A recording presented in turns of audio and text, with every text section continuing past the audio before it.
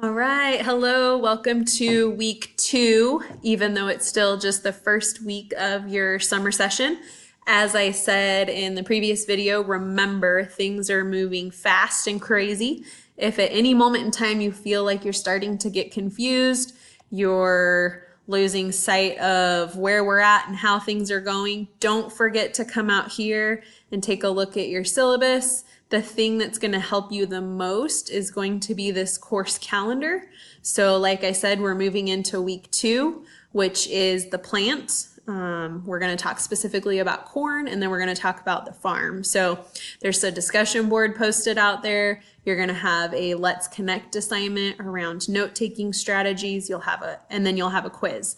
So if at any point you feel like, oh my gosh, I'm starting to get confused, she's saying week 2, but we're only in week 1. Remember, I'm trying to show you that this is a 16-week course that we have condensed down into 8 weeks, but we're still covering the same amount of curriculum and student learning outcomes that we normally would if we were in a traditional 16-week session.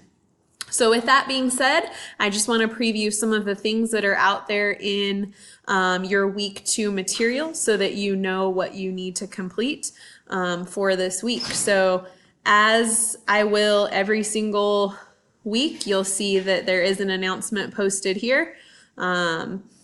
And then your weekly checklist. So you'll want to make sure that you take a quick look at this as soon as possible, because this does give you those tangible things that you need to make sure you complete before the Saturday 11:59 due date. So you are going to start reading chapter 1 in the Omnivore's Dilemma as well as chapter 2.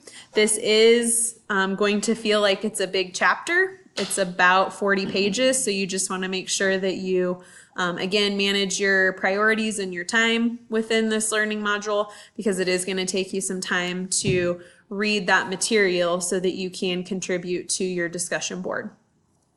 You'll also notice, again, that did you know component is embedded within the learning module. Again, these are things that don't require any action on your part unless you decide to do something with them. So the did you know this week is about the fact that as a CWI student, you do have access to the Valley Ride services and you can ride the bus for free. So if you want to click out to their link, you can go out and view their trip planner. You can see where the bus has various pickup locations, as well as information about where to get your student ID card and get that bus sticker so that you can ride the bus for free. Your discussion board this week, like I said, this is over chapter 1 and chapter 2 of the Omnivore's Dilemma.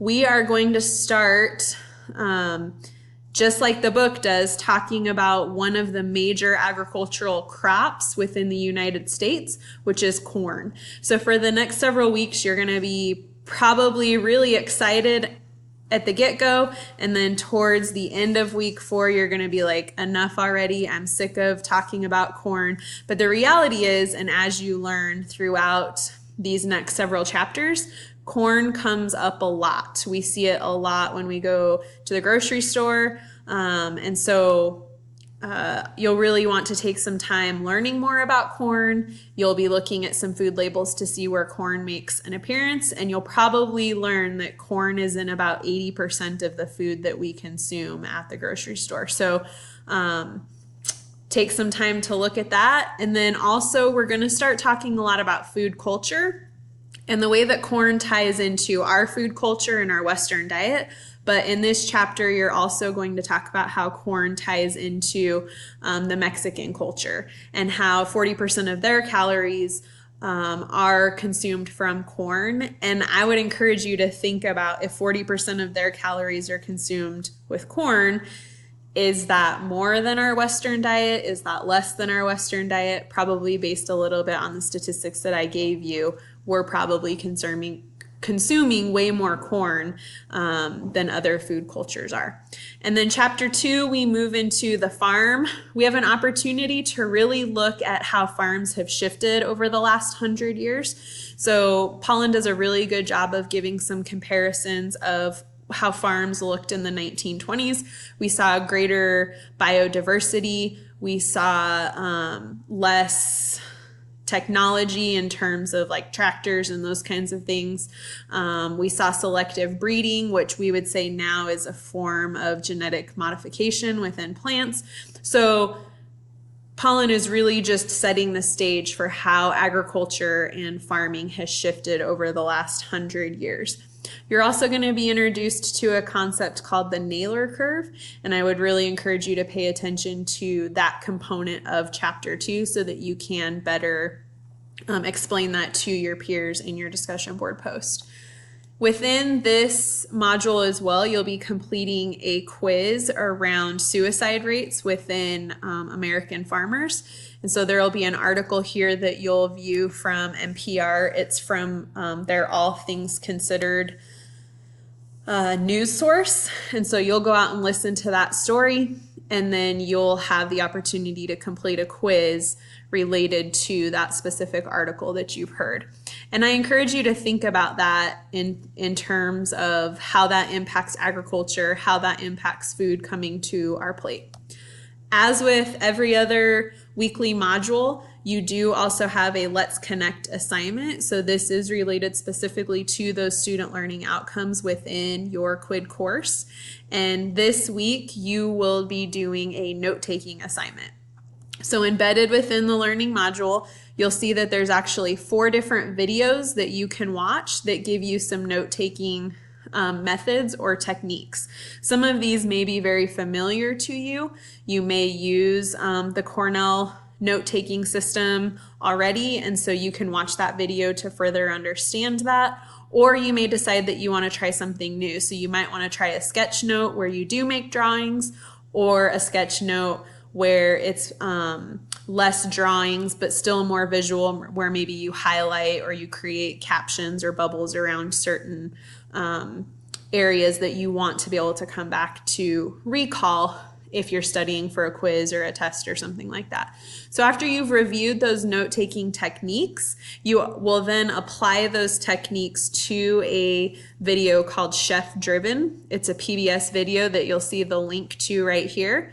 It's called Just Beyond the Corn Belt. So it's very fitting as we talk about this idea around corn as our food culture, corn as a crop, corn as everything related to our Western diet. So you'll have an opportunity to watch that video. And within that time that you're watching that video, you're going to take notes using one of those note-taking methods. So choose one of those methods from the 4 videos.